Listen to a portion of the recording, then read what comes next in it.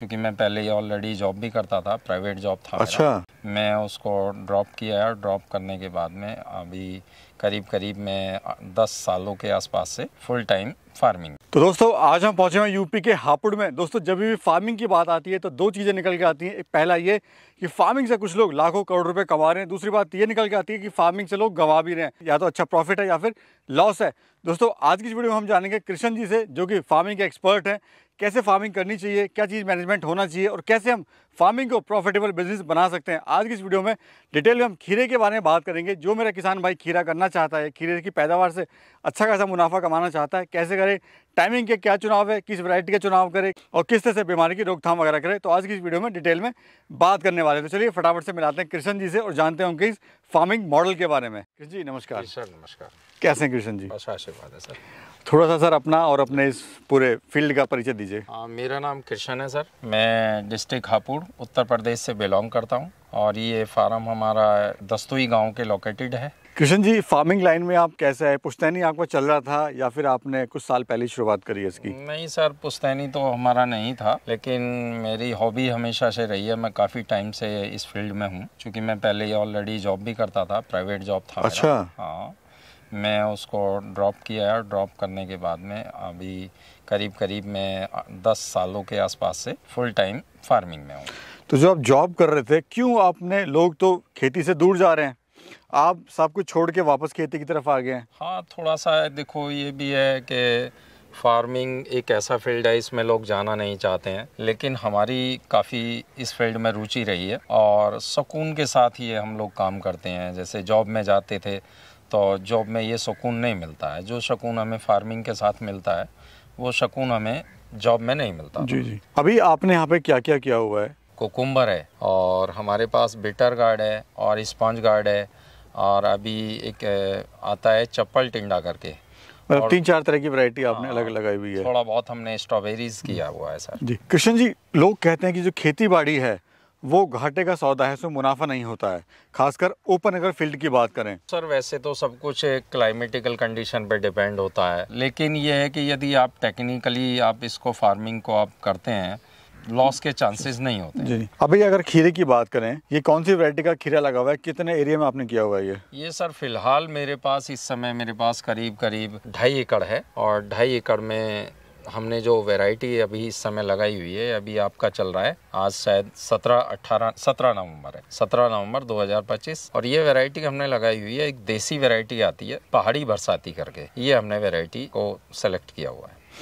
सर्दी में खीरा करना थोड़ा चुनौतीपूर्ण होता है, थोड़ा चैलेंज है, क्योंकि खास तौर से देसी सेगमेंट में यदि आप जाते हैं तो उसके लिए चैलेंज ज़रूर है, तो जो कि मतलब अपनी एक्सपर्टीज़ के बिहाफ पे या टेक्नोलॉजी के बिहाफ पे हम इसमें सफलता पा सकते हैं। अभी सर हम बात करें अगर 1 एकड़ की, जो आप 1 एकड़ में अभी 2-2.5 में आप कर रहे हैं, अगर एक कैलकुलेशन की हम बात करें 1 एकड़ में क्या क्या इसमें खर्चा आता है? देखो सर, इसमें 1 एकड़ में लगभग ये मान के चलो सर 75 से 80 हज़ार रुपये का, इसमें यदि लैंड लीज की नहीं है, लैंड यदि रेंट का नहीं है, तो आपका 75 से 80 हज़ार रुपये इसमें खर्चा आ जाता है क्रॉप वाइज। और इसमें से जो खीरे का उत्पादन है वो कितना मिलता है? हाँ, प्रोडक्शन तो थोड़ा इसका कम ही रहता है, चूँकि देसी वैरायटी है, प्रोडक्शन तो कम ही रहता है, लेकिन इसके मार्केट वैल्यू अच्छी रहने के कारण इसमें प्रॉफिट मिल जाता है। और कितने पीरियड में पूरी फसल तैयार हो जाती है? ये सर करीब 45 डेज़ में हार्वेस्टिंग स्टार्ट हो जाती है और करीब 45 डेज़ तक और चलती रहती है, तो लगभग ये मान के चल सकते हैं हम 90 दिन से 100 दिन की ये क्रॉप होता है, इस क्रॉप साइकिल इसका 90 to 100 डेज़। और कितना केजी जो खीरा हमें मिलता है इस पूरी 1 एकड़ से? देखो सर, इसमें अभी तो प्रोडक्शन इस बार तो कम ही रहा है थोड़ा, चूँकि सर्दियाँ काफ़ी जल्दी आ गई है और देर तक बारिश होने के कारण थोड़ा सा प्रोडक्शन कम है इस बार, लेकिन बाकी ऑन एवरेज हम बात करें तो ये मान के चलिए कि पूरे साइकिल में 1 एकड़ में हम लोग करीब 2 लाख से 2.5 लाख रुपए का निकाल लेते हैं। पूरे सीजन में, पूरे साल की? नहीं, साल का नहीं, मैंने कहा एक सीजन का, एक क्रॉप का। हाँ, सिंगल क्रॉप। और अगर हम ये क्रॉप जो 90 to 100 डेज की क्रॉप हमने बताई है आपको, इसमें 2 से 2.5 लाख रुपए 1 एकड़ का लगभग अर्निंग होती है। और अगर साल की बात करें हम, साल में फिर दूसरी फसलें लगानी पड़ती हैं, तो उन फसलों का अलग हिसाब है। यानी खीरा लगा के दोबारा खीरा नहीं लगा सकते? हाँ, लगा सकते हैं, लेकिन थोड़ा सा ये है कि वो फिर फरवरी में जाते हैं उसको लगाने के लिए। अभी ये हमारा दिसंबर लास्ट तक एंड हो जाएगा, फिर हम इसकी जनवरी लास्ट और फरवरी फर्स्ट वीक में शुरू कर देते हैं फिर से दोबारा से। मंडी वगैरह सर कहाँ पर है? कोई चैलेंजेस आ रहे हैं इसको सेल करने में? नहीं, कोई हमारे लिए ख़ास तौर से तो कोई चैलेंज नहीं है।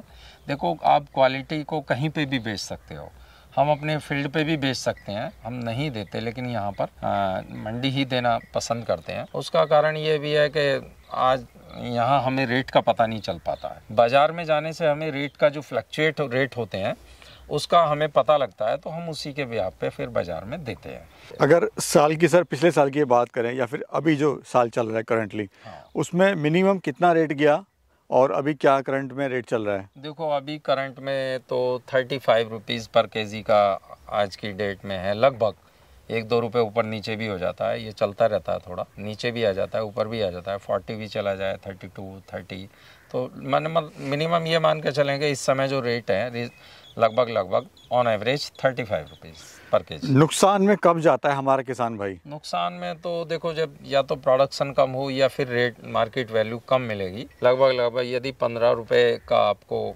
मार्केट वैल्यू मिलता है तो ये समझ लो कि बराबर में ही छूट पाएगा किसान। हम देख रहे हैं सर, आपने इसमें जो मल्चिंग सिस्टम किया हुआ है, साथ में ड्रिप इरिगेशन आपने किया हुआ है, तो जो हमारा किसान है वो ज़्यादातर इन चीज़ों को नहीं करता है, वो देसी तरीके से काम कर रहा है। क्या ये ज़रूरी है करना और क्या फ़ायदा होता है इससे? हाँ, ये बहुत ज़रूरी है, और ये हमारी आने वाली नस्लों के लिए एक मैं संदेश देना चाहता हूँ कि मैं प्रत्येक किसान से ये गुजारिश करूँगा कि वो ड्रिप इरिगेशन अब ज़रूर अपनाएं।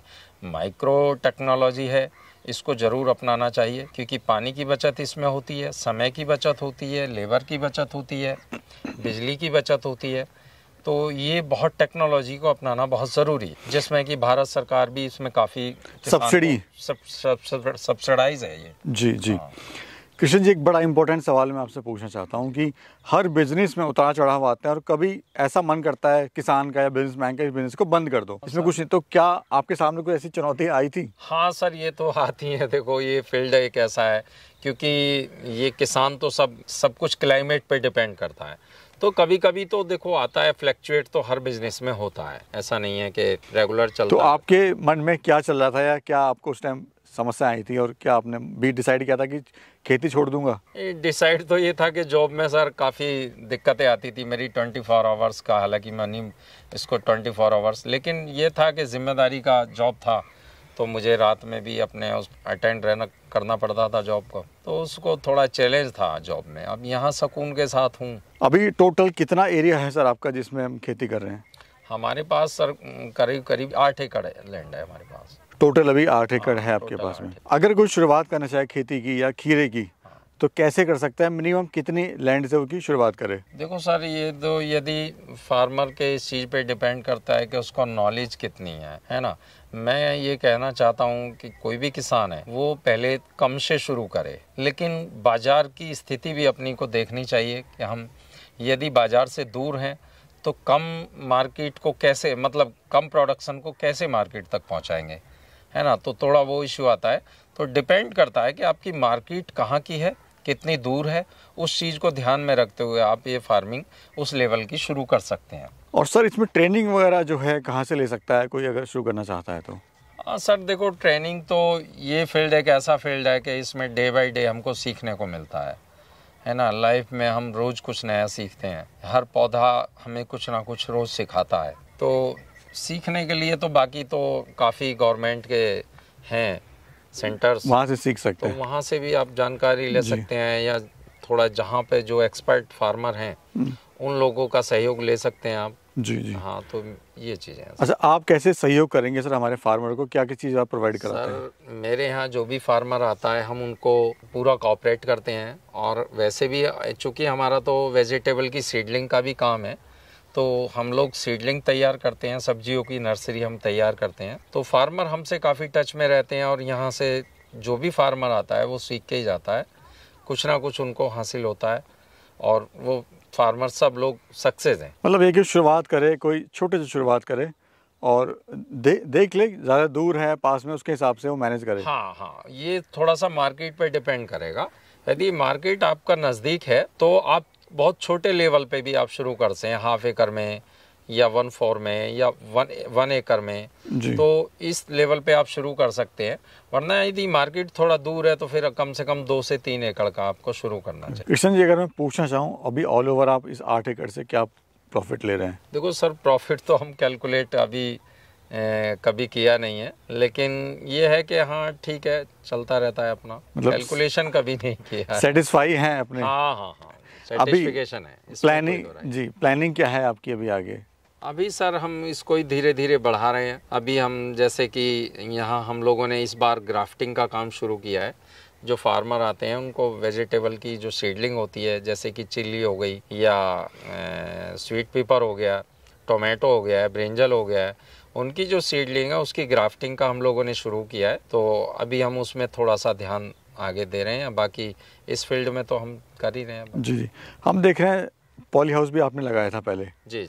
तो क्या पॉली हाउस से बेटर ओपन फार्मिंग है? नहीं सर, देखो पॉली हाउस की फार्मिंग एक बहुत अच्छी फार्मिंग है। उसमें आप क्लाइमेट के कंट्रोल, थोड़ा सा कंट्रोल के साथ आप जा सकते हैं। तो हालांकि फुल्ली कंट्रोल ऑटोमेटेड भी होते हैं, लेकिन नेचुरल वेंटिलेटेड में तो आप कर ही सकते हैं, कोई इशू नहीं है, कोई चैलेंज नहीं है। लेकिन शुरुआत पहले ओपन से कर ले।